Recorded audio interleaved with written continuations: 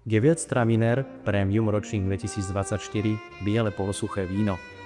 Víno pochádza z vinohradu Zoja, ktorý je známy hlinitým profilom a časťou štrkových frakcií. V krásnej aromatike, je to aromatická odroda, sa objavujú hlavne noty korenia, muškátov, ale takisto aj exotiky, pretože táto stará pôvodom nemecká odroda u nás zanechala veľmi významnú stopu, najmä v histórii vinohradníctva v okolí Modry.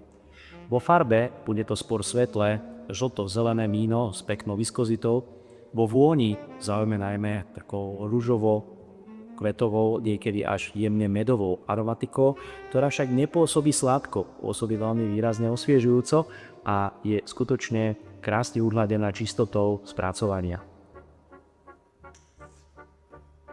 Chuti to víno bude pôsobiť naozaj pre mnohých prekvapujúco elegantne, s nádherným zíškovým cukrom okolo 10,8 g, ktorý na druhej strane vyvažuje 6,8 g kyselín, čiže aj sviežosť, ktorá na zadu jazyka alebo v podnebí vytvára krásnu, jemne mandlovú orkastú dochuť.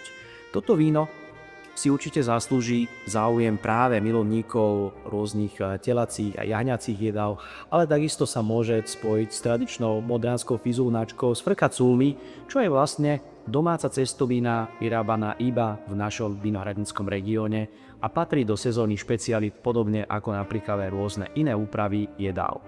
Z hľadiska hydiny skôr doporučujem ísť do takého trošku vástejšieho, či už kačacieho alebo husacieho mesa a kľudne si k tomu môžete dopriať aj tradičnú zemiakovú lopšu. Gewürztraminer, po slovensky Tramín korenisty, patrí medzi historické dedičstvá, na ktoré sme právom veľa sú hrdí.